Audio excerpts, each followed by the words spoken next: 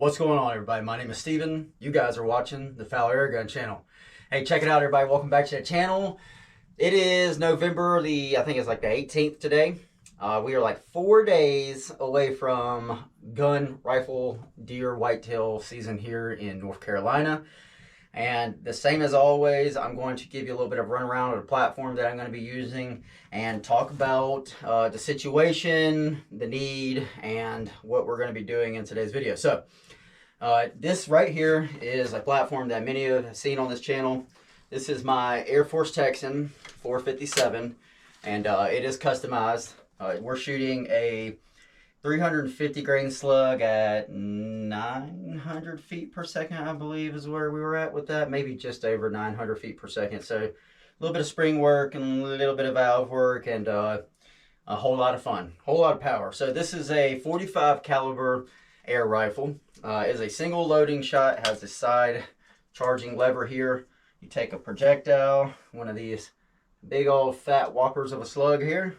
You set it down in the breech area, seat it in the breech. You close this back down, and you're ready to fire.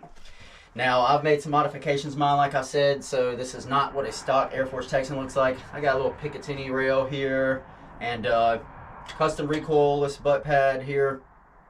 We got the War Eagle night vision on the top here. That's something that we're going to be doing a little bit different here. We're going to be running this at about 3,600 PSI, so close to max fill here. And the War Eagle is going to be probably our biggest modification for this year. So the War Eagle is a budget night vision optic that I picked up here recently that I have been toying around with a whole lot. And I tried it on many different platforms just to see how it holds up, just to see, you know, the quality of it. It's a $100 night vision budget friendly optic, so to speak. So I was actually very impressed with this when I purchased it. So much so that I actually purchased two. But it is a very compact Picatinny mounted night vision scope, and it does pretty well. If you're trying to shoot out, you know, 150, 200 yards and beyond and stuff like that, you're going to have a hard time with clarity on this thing. Not saying it's not possible. It's more suited for closer distances. So if you're shooting, you know, 100 yards and under, you're going to have no problem with this optic at all. Clarity is pretty good. It does not record sound. It doesn't record any audio, play audio, so that's kind of unfortunate. Or no, it does record audio, but what it does not do is it does not show the reticle on the screen when you upload your video, so you kind of have to superimpose your red dot into there or your crosshair or whatever it is you may do. Anyways, this year, so I'm sure a lot of you have been looking around and going, what in the world is all this mess? What's going on? I'm going to have you look around here. Any of you that have been following this channel for a long time will know that my shooting situation has changed a lot over the years. I've always pretty much sat here other than the range down in the front yard that I don't really use a whole lot anymore because it's right close to the highway. And it is down a like 25, 30 foot embankment, so it's, you know, it's safe to shoot relatively down there, but it's very loud and it's annoying. I'm sure y'all deal with the traffic noise on camera all the time with me, but I live right off the busy highway. I can't do anything about it. My property though has been fantastic. So this year we're going to be doing a whitetail hunt, and I have my target buck. He's a 10-point buck. It's the biggest thing I've seen around here that I've personally seen so far. I'm sure there are some giants lurking in the woods because I have gotten more buck activity, male deer activity on this property this year than I have ever in all the years I've been living here. So I believe that's because of Hurricane Helene. I think that because the last time it blew through, it really destroyed some things, a lot of properties. And this is no joke. There are entire mountainsides that used to be trees that are completely fell. And it's like tornadoes came through here from it. It was pretty crazy. It was a wild experience. Anyways, a lot of buck activity. So Choicey this year, I've seen quite a few nice 8-pointers out there. Like I said, the Big 10, he's going to be the one I'm after this year. And I have seen him come out a lot early in the morning, so that's going to be fantastic for us because the idea is to sit in the booth here and take us a deer first thing in the morning. So we're going to be shooting Nielsen Speciality Ammo projectiles. I only use Nielsen projectiles, and I'm not saying that other people do not make great projectiles out there, but I have used Nielsen since day one of shooting a big bore platform here, and I have had fantastic customer service with Nick. I have had fantastic production, and these projectiles are very accurate. This is a 350 grain boat-tailed hollow point slug. Last year, I believe we used a knurled 348 grain, which looks more like this here. It has this behemoth of a hollow point on it, and it's knurled. It's got stippling all around it. It's boat tail. We also have 290 grain, 350, and a 400 grain. I always just go back to the 350. The 400 is also a great choice. It's moving a little bit slower, but you know, a lot of energy. And so this is a platform that I'm very fond of when shooting whitetail big game, because it has so much energy delivered. See, the thing is, when you're shooting this soft lead, these things expand wicked crazy. Okay, we're not talking about like shooting, you know, copper jacketed rounds or anything, high velocities, which still expand, but you know, it's a whole different game. You know, this is much closer in, I believe, in kind of like archery. So you're moving slower. We're still moving. You know, these things are cooking at over 900 feet per second, but you know, you get a lot of deformation with the slug upon impact. So you get a very instant energy transfer right there. I like it all right there in the spot, like as soon as it hits, generally aiming right behind the scapula, the bone, right by the shoulder of the deer, trying to make that heart shot. Sometimes you just make contact with it. I have seen these things bust straight through bone, no problem. Massive expansion. Another really good thing about them too is that they tend to stay together for the most part. So, you know, you don't want to, I tried like these knurled hollow points, and because they have such a massive hollow point, they open up much more. They leave a much bigger entrance cavity, you know, so to speak, an entrance wound. But you also get a lot of that fragmenting going on, and I don't feel like picking a whole bunch of lead out of my deer because grocery prices are incredibly high, and I'm sure everybody's feeling it, no matter, you know, what budget you come from. But that's the reason why I do my whitetail deer hunt, because I like to fill my deep freezer with meat. So that's going to be the idea. I actually ended up finally getting myself a nice quality vacuum sealer and a whole ton of bags and stuff, and I'm going to try to really process this deer out this year. I'm talking like down to the bone, man. Like, I mean, like just a skeleton hanging pretty much when I'm done, because I want to package up for myself and for my animals to eat as much of this venison as possible. I have 4 children, so feeding a family is a priority, and the air guns help me deliver that with the venison. It's always been fantastic.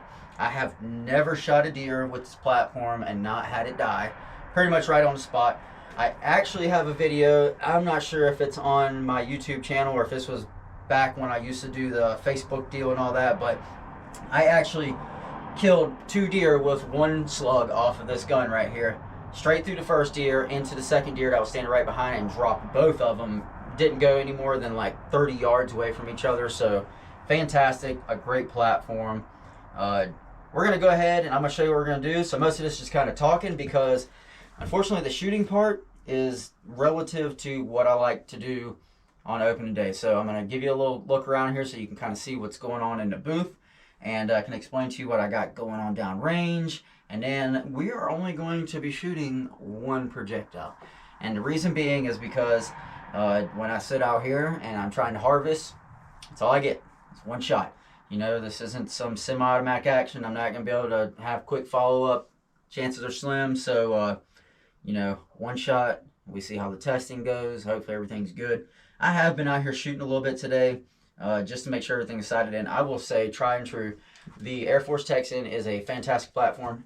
It is an incredibly long platform when you have this extended barrel version here. They do make the carbine version, which stops off here, which, you know, I've actually thought about getting one like that, because this right here is, you get more velocity with this little bit here, but not like a tremendous amount. And for the distances I shoot at, I could go to carbine and be just fine with this.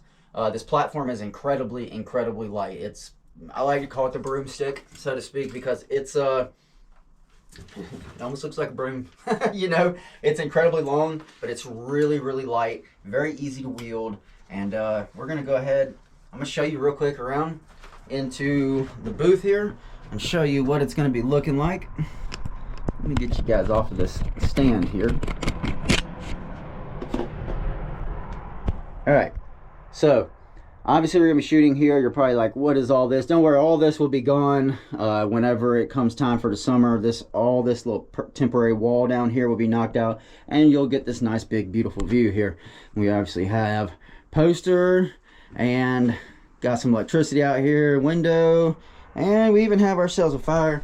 We do have a little fire going in there. It's actually pretty warmed up quite a bit now, but you see, we have the view right out of the back, because a lot of times I was actually sitting here with my wife the other day, and that big tin came right over here, and there's a fence line just right here, runs the property right to my neighbors, and they come right up here and hop right where this fence is right here, and they just hop over and they come up around all the way around until they work their way up to my bait pile, which you guys have seen out in the range a lot around here. You unfortunately will not be able to see downrange what I'm going to be shooting, but I am going to make sure you have video from within the scope that is mounted this year, and I'm also going to run a camera out downrange, so hopefully we'll get visual of that. Let me actually go ahead and walk you down here real quick and show you what all this is looking like. So you can clearly see it's all kind of, you know, temporarily boarded up and everything so that we stay hidden, because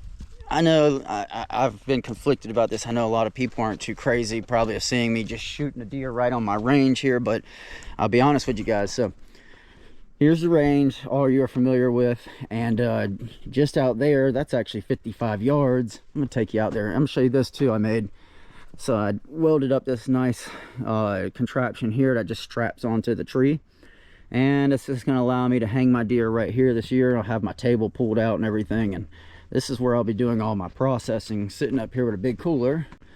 And I'm just going to show you right here what we're going to be shooting at for a target for a test today. So I have a 1 gallon jug, old jug of milk anyways, full of water, and I have one red spot paint on here. It's pretty small. It's maybe 2.5 inches, somewhere around there.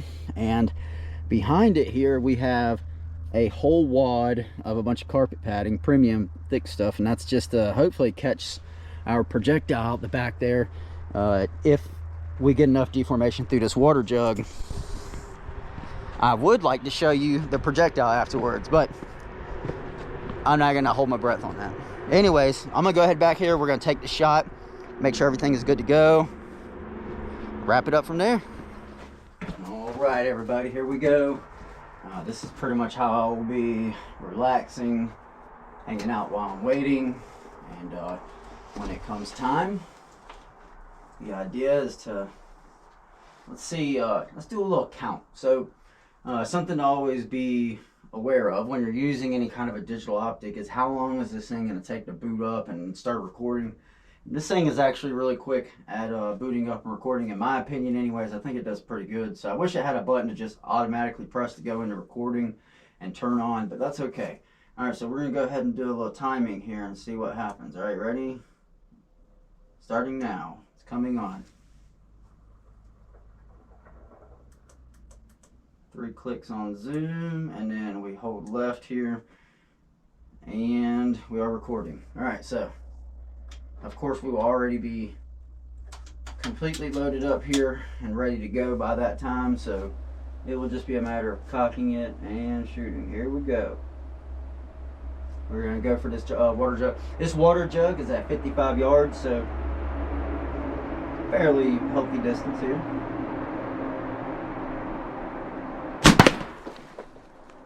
All right, that was a good solid hit right there. I feel very good about it. I'm going to hit record. Got 30 seconds of record time there. Turn that back up. Oh, almost turned it off.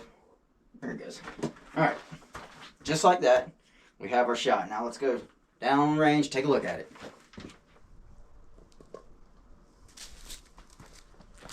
All right, guys, looks like I could actually see our slug sitting there. That's pretty cool. Let's see how close we were at all. Well, I'm not sure what happened there. So it looks like our hit was a little low and off to the right a little bit there.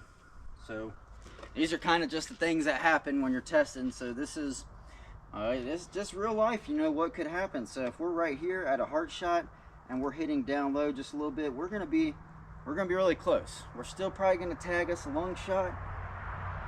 I don't know, it could be overfilling from that first shot, could have been a bit tight on that valve. I got faith that we'll end up hitting here. And, you know, I would say this is almost kind of a one-off thing for me. You know, it does happen occasionally, but yeah, most of the time I hit where I'm trying to aim. So a lot of energy there. Actually, there's a couple of shards of our slug there, and I think this is pretty cool. Look at this. That is our slug right there, and it's just wedged in all this carpet padding here. Let's see if we can pull this out. Thing's a little warm. Look at that. And it did lose a lot of it. Could have been from that hydrostatic shock. Could have really just, from hitting that water, could have really just pulled it apart good. But you see, we did catch our projectile, which is pretty cool. And it boogered itself up and turned into a nice big fat wad there of lead. Now, as I was saying, that's still an acceptable shot. You know, we hit the water jug. We were low and off to the right by maybe 3 inches or so. Maybe we need to make some more adjustments out here. I don't know. It'll be fine either way, though. I'm really looking forward to this year's whitetail deer hunt. I hope you guys are looking forward to watching me harvest me a whitetail this year. Get to share that experience with you all, and get to fill my freezer back up. Hope you guys enjoyed this video. If you do, if you got any questions or anything you'd like to know, Airforce Texan hand down has been my favorite big bore platform to have shot over the years. It's just always very reliable, and even though it's single shot, and there are some things that kind of have drawbacks to it, it's got a lot of power, and it's a fantastic, very accurate platform. So with that being said, if you got any questions, feel free to leave them in the comments. I'll get back to you with them as soon as I can. If you guys like this video, do me a favor, give it a thumbs up, subscribe if you want to see more from it, guys. And as always, I will see you on the next one.